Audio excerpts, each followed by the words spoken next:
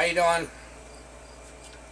Logging video took off good. Glad to see it. Glad you guys liked it. Yeah, I'm old, fat, broke down, out of shape, but I still know where the bar goes in the tree. That's the one thing I do know. I remembered that.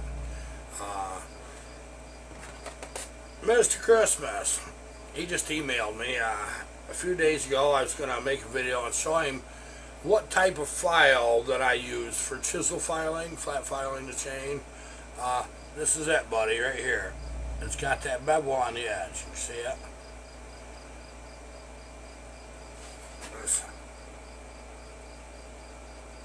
That's what I use. They make a triangle one. Don't even bother wasting your time, especially if you haven't already got real good with one of these. You'll never get your angles right. I can't tell you why. It's just part of what happens. I'd like to cover a couple things there. B-Ray Farms sent us 2 bars, and I'd like to give you a little update about those. And the Archer chain. Right here, these Samaras. Okay? Those of you that's tried these a few years ago, just like I did, when you're bore cutting, they flex, you know. Guess what? Go back and look at that video. They're not flexing. They've changed the resin on the inserts right here. They've changed that. There's much more tension in that bar. And I'll tell you another pleasant thing that they've done. Their tips are good. Tips are greasable. See that? They're greasable. That's a plus. They have a nice 3 rivet tip. Right here, this one, and this one. That's a plus. Easy to change. The rails seem to be a little harder than they were. As the old ones would V out just a little bit. They'd gouge a little bit after a long time. But I never had any complaints. These really are ideal. This is a 24-inch. East Coast, a lot of guys run 24. You don't see much longer than that anymore. We used to run 32 way back, and then we went back to 28, and then 24. 24-inch bar on about 3/4 of the trees will punch right through on your bore cut. That's what determines what length that I use. These are awesome on a 70cc class saw, like a 372 or a 44, 46, MS 460, 2172 Johnson Red, 2171s, stuff like that. And I'll tell you why. Is it makes it's a pound lighter. It makes a very well balanced saw. You know, you pick it up by the handle. I wish I'd have brought my other saw back in. I didn't do it yet. When you pick it up, it's not bar heavy. I know the West Coast guys run real long bars. Well, if you go out there and see what they're cutting, you'll see why. They're matching to what their average cutting is. It's different out here on the East Coast.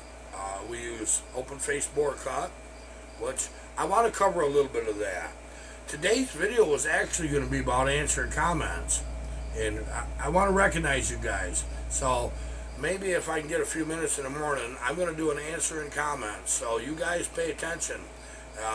I'll try to do as many of them as I can. I wanted to go one more day on that video, the cutting video, and we'll talk. Let's talk. I love it. This Archer chain is it's an interesting chain. I'm going to show you about that in a minute.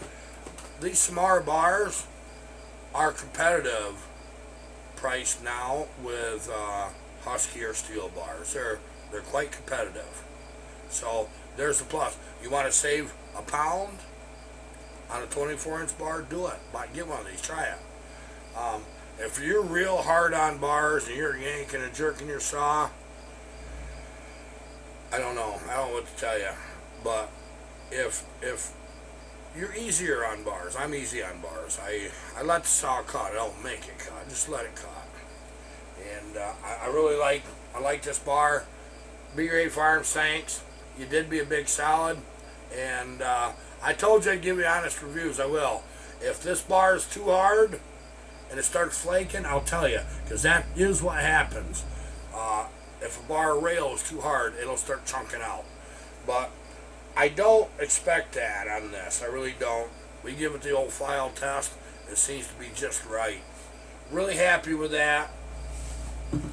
Now, the 90cc and bigger saws have so much more torque.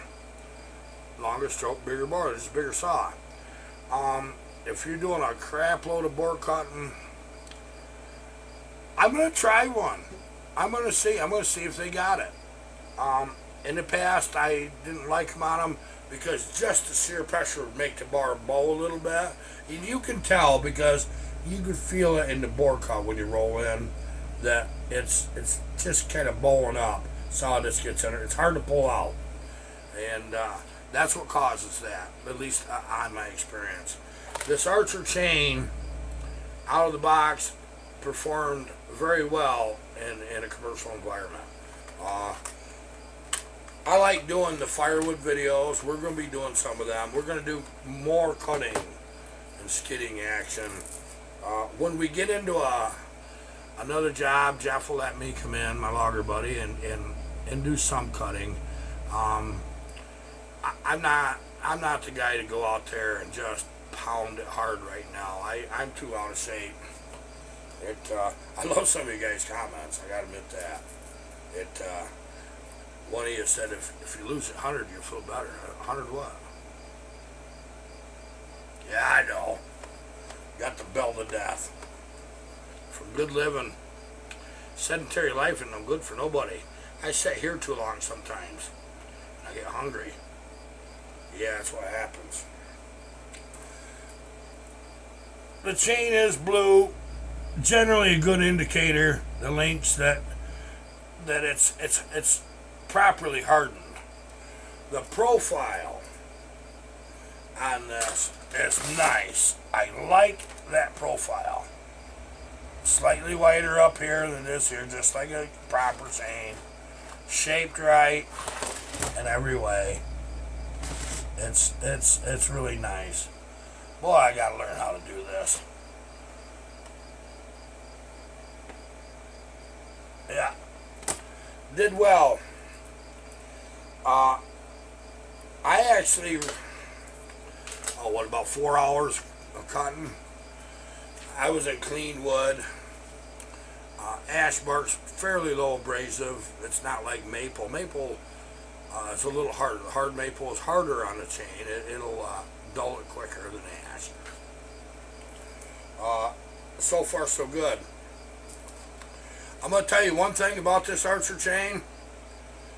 The price is very reasonable. You'll save money with us. That's not always ideal, is it? No. If I can cut, the longer I can cut without having to sharpen in clean wood, the better off I am personally. Because there's nothing worse than having a skidder come flying right up on you while you're trying to sharpen because it got dull prematurely. The older Oregon chain used to do that. I always used to run steel chain. The new steel chain isn't the same. It's a little softer. I think people complained that they couldn't sharpen as good, so they changed that a little bit. And it's a wild guess. My answer would have been, well, don't use your darn file too long. Your files don't last a long time. They don't. It's just, if you're putting too much pressure on your file, you're wearing that file out. You're rolling them teeth, the cutting teeth of the file. Yeah, they got cutting teeth too. Love the chain. Initially, good response on it. You get a feel right out of the box for a chain whether you're going to like it or not. And I like it. Now I'm going to tell you what I'm going to do. This guy is going to be selling this chain, B-Ray Farms. I'm going to leave a comment on this video, and I'm going to leave you his email, okay? and you can talk to him. He's got 404, he's got full skip, full comp, the semi-round, chisel, the whole 9 yards. He's got everything for you. But you'll be pleasantly surprised on the price. You really will.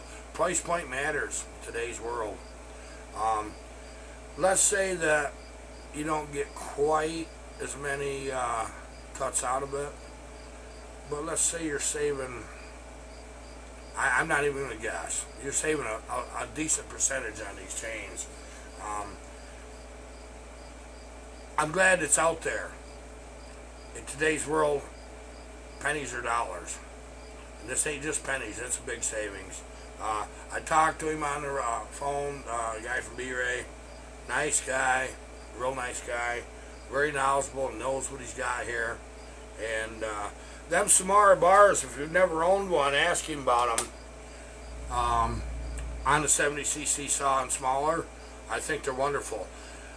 If you're doing a lot of blocking or bucking, yeah, put them on the bigger saws. But most people don't bore cut with the big saws anymore. Just the timber size isn't there, you know, to warrant carrying that. Sometimes you get them. I still run a hard, heavy bar on the 66s and the 394s. This saw right here,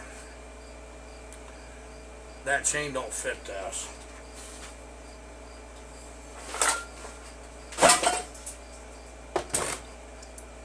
You believe that? That's something.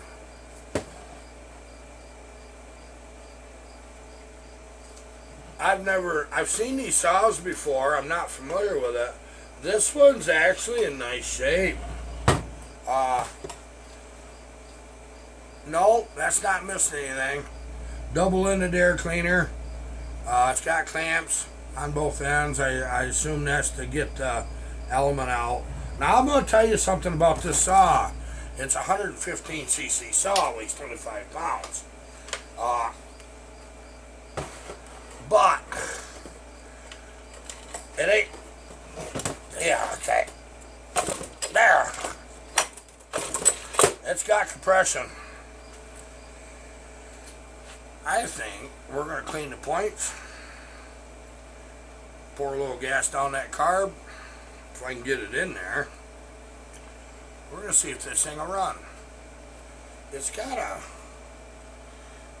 That looks like one of them old Chrysler carburetors, honestly, on this. I'm not sure exactly. If we need a diaphragm, I have in the past been able to get these kits for these carbs. But I know this is awful interesting. A friend of mine brought this by. I said, what do you think of that? And I said, wow, we can do something with that. Yeah, that's really interesting. Kind of glad to see this. We like something different around here. This thing's big enough to put a turbo on. We haven't found the right thing. We're still doing research on the turbo thing. I gotta get my act together on that deal there. I think we can make it work, but I think a supercharger is easier in some ways. It's all the time on-demand boost, and we can run it right off the flywheel without a whole lot of problems. I think we're gonna find out. Okay, something I wanted to cover. You loggers out there probably won't be too interested in this, but I think you firewood guys will. I really do. Some of you had asked, a couple of you.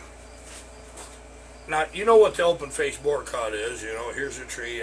You come down through at an angle, come in, you take that long, elongated wedge out. You flip it off your bar and it's gone. Okay. You go a quarter to a third of the diameter of the tree. And what you want is a well-established hinge. Don't go too far in, especially if you're cutting grade logs. Now, what you do, I might as well grab one of these bars and show you how to safely do this. Maybe I can help some of you guys a little. This is the top of your bar. Your teeth are caught and they're pulling this direction. You got a third of your teeth, like in this area, to here is safe. You get to halfway point and you start hitting that jumps. Okay, so what you do is, say this is the side of the tree, you roll a lot of RPMs, roll right in, right? Of course, you're like this, so you're rolling in. So I'm going to show you this way. You roll that in, and you just go ahead and keep rolling that in. Now, I come right up to my hinge. The bottom part of your notch is what you line your bar up with, so you got an even stump. Okay? That's the strongest hinge, too. So there's a nice little tip there. Keep that on the same plane. They used to tell us, leave a 1-inch hinge in an 18-inch tree. Now they want us to do it a little different. They want to see like a 1.5 inch. So as the tree increases in size, leave a little more hinge. When you get real good at it, you'll find that fine place. If you're pulling too many fibers out of the center, your hinge is getting a little thick. But safety first, guys. Now, you see me make them side notches in on the sides of your wedge that I took out, you know, and you wondered what that was. If you're not sure what I'm talking about, refer back to the last video. You'll see him do it on every tree I cut. What that does is, where the round of the tree, you're actually coming in on nipping both sides of that hinge and squaring just the hinge up. And the reason you do that is, as that tree's falling, it'll rotate sometimes, whether a big limb kind of brushes something else, and it'll, as it's, you know, part way down, it'll just bust the hinge off right there. Well, if you don't nip them sides, that bark and the cambium layer on the outside, what it does is that really holds that.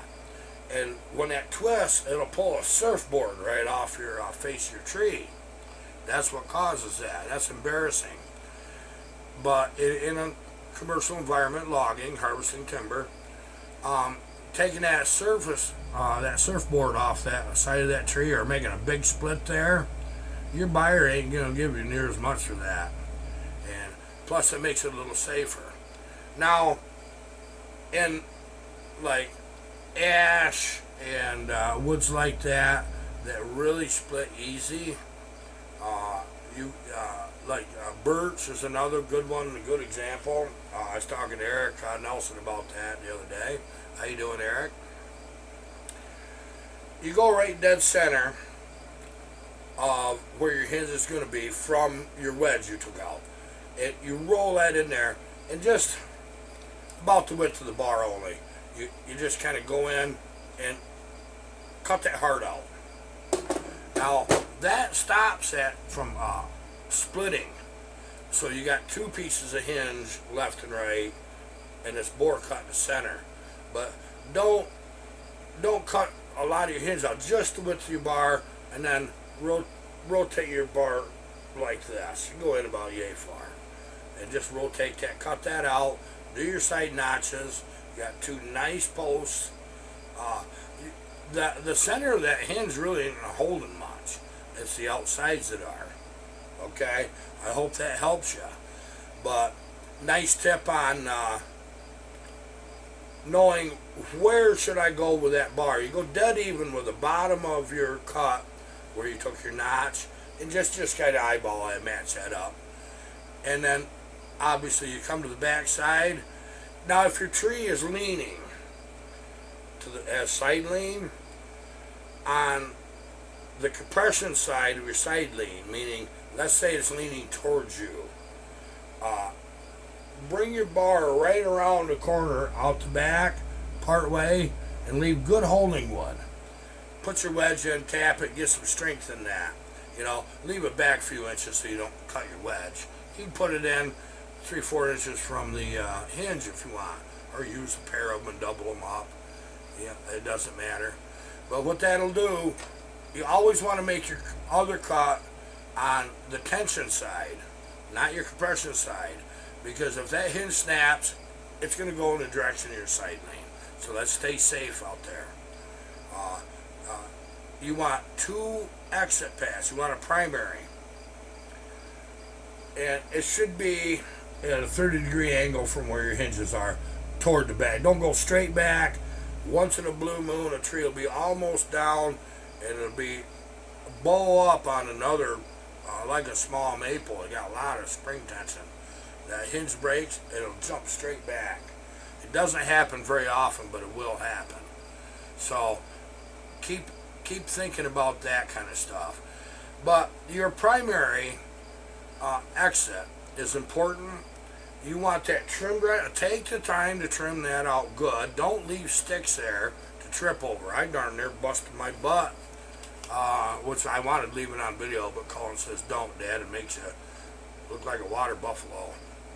Well, you get a stick tangled up between your legs, one of them crotch sticks, and it's quite strong. Well, you pick one foot up, then the stick goes in the ground, and it picks your leg way up. Well, then you got to do the 2-step.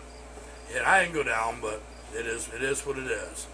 And I love it. Yeah, I miss logging a lot, guys. I don't think I'm ever going to be able to cut it as a cutter anymore. Unless a lot of things change. I got rods in my back and bad knees, and I hurt a few places. Not complaining. I earned every bit of that. I did. I've had my day. Maybe if I do this enough, that there's a few things I can't even think about explaining that you get to see done. A safe way to handle different situations. When you watch old veteran loggers, even though we're slow and can't do as much, you'll see some nice moves, things you do to protect yourself. That's why you're still alive when you get old. There ain't many people ever retired out logging. You either get killed or you get smart. And there just reaches a point you just can't do it. A racehorse ain't a racehorse only just a short time, right? Now, I do have a goal, and I had this early this year. I went on a diet. I was moving good at that time. My knees weren't bothering too bad, and I was losing good. I was losing about 10 pounds a month. You guys noticed. Well, I got my COVID pounds back. I think I gained back about everything I lost, and that's my fault. I shouldn't even blame it on anything. It's me that did that to me. Now I got to deal with that. But after being out there the other day, boy, I tell you what, it lit a fire under my ass. I got to tell you that. Say, wow, man, I love adrenaline. It's a powerful drug, isn't it? Adrenaline is. But I want to be able to move. Right back to where I was. I got a goal. If I can do 70 pounds, I can do that in 1 year. I know I can. But I got to keep myself motivated. That's the problem. And I got to be able to get out there and work. And right now logging it's hit and miss at best. The very best. But we're coming up on firewood season for me. I didn't get any cut this spring because just the way it worked. And so I'll be cutting wood. That'll help me. More time I can spend away from Barb's kitchen table, better off I am. That'll help me. I've got a piston here, Kyle Davidson. This took 2 freaking weeks. I think 2 weeks to get. Now what we're doing with Kyle's 372, he's got a really nice original Molly cylinder, and one of the earlier ones, a nice cylinder. Well, the piston that was in the saw, I didn't like the looks of it and I didn't trust it.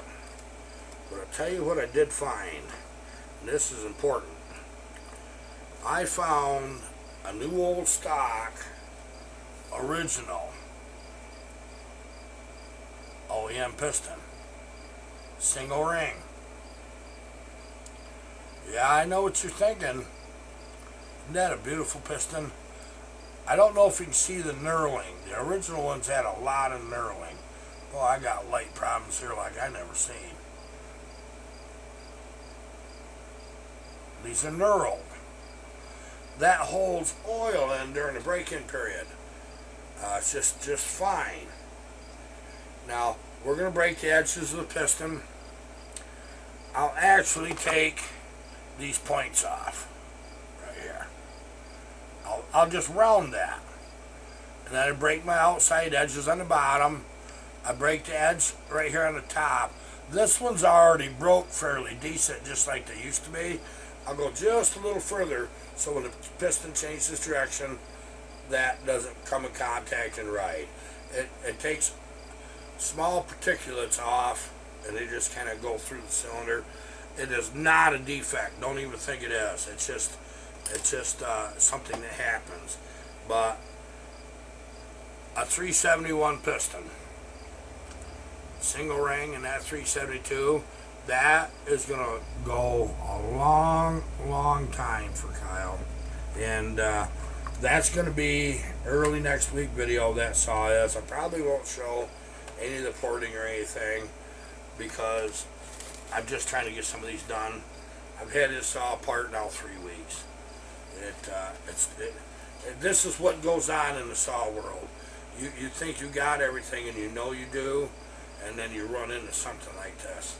And now I want to talk to you about this Blue Thunder, this G660 Blue Thunder that we made 99 cc's. Call it 100, I don't care. We had way too much overlap on our intake timing. These are like 170 something degrees. I got a rule 160 degrees of intake timing from when the piston is open to when it closes again. I don't want to see no more than that. I'd rather see 155, 156. You guys are asking a lot of questions about where do I want my port timing. I can't give you the number on the intake. You better freaking get your degree wheel out and you just take off the floor of that. Don't exceed 160. Just trust me, don't. You start losing power bad right there. But 155, 156 is safer yet. Most saws of 70 to 90, 100 cc, all like about the same on your exhaust opening. I like to see them 98, 100, somewhere in there to make nice torquey saws. As you drop down, let's say you go down to 96, you get a real quick rev happy saw, but what happens, you're losing torque, but you're gaining it in horsepower. There's a fine balance there. As you raise your exhaust roof, you're slightly decreasing your compression. That's nice for a big saw when you want to roll it over. Don't be afraid to run them at 100. Some of your 272 shorter stroke saws, they like 100 degrees. 372 likes 100 degrees, likes 98. Don't be afraid of them.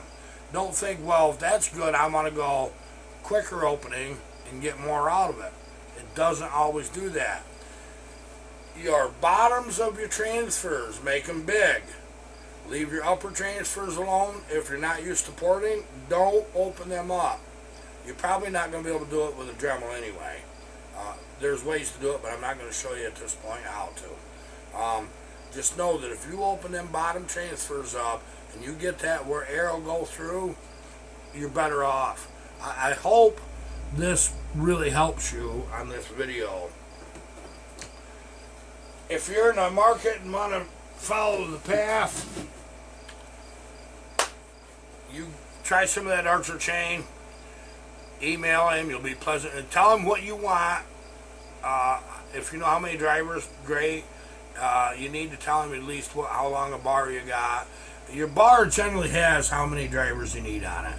It's like in this case with these bars, they're 84 drivers. A 20-inch bar is 72 drivers. This is the way it works. And you got to tell him whether you want 50 or 58 or 63 gauge. He can get the 404 chain too, guys.